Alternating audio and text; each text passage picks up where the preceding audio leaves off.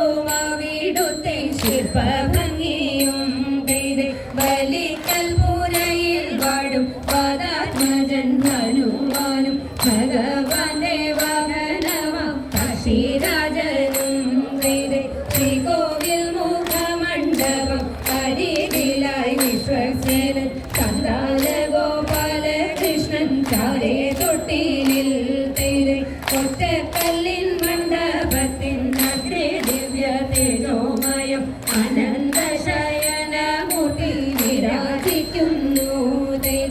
ആയിരം പണങ്ങളുള്ള നാഗത്തിന്മേൽ തമിഴ് ദേവൻ മഹാവിഷ്ണു ഭഗവാൻ താൻ പള്ളി കൊള്ളുന്നു.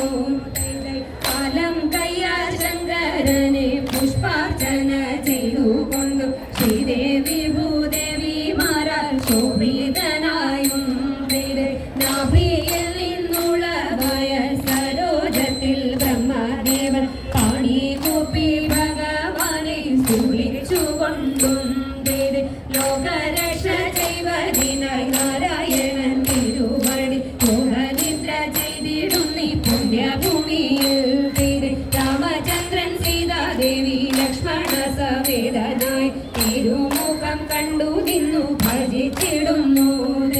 33 സൂരന്മാരും സപ്തമുനികളും ഭക്തിയോടെ ഭഗവാനെ കീർത്തിച്ചിടുന്നു.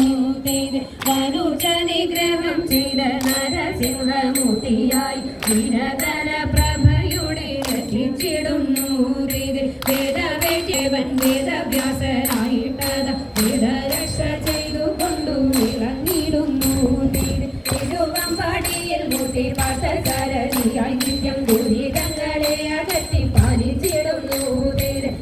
ചക്രകല പത്മപാണിയായിരുന്നിടുന്ന ക്ഷേത്രപാല സ്വാമി എന്നും കാത്തുകൊള്ളണേ. അഗ്രശാല തന്നിൽ വാഴും വിദ്യേശ്വരൻ പാദം കൂപ്പ അഗ്രഗണ്യൻ മണികണ്ഠ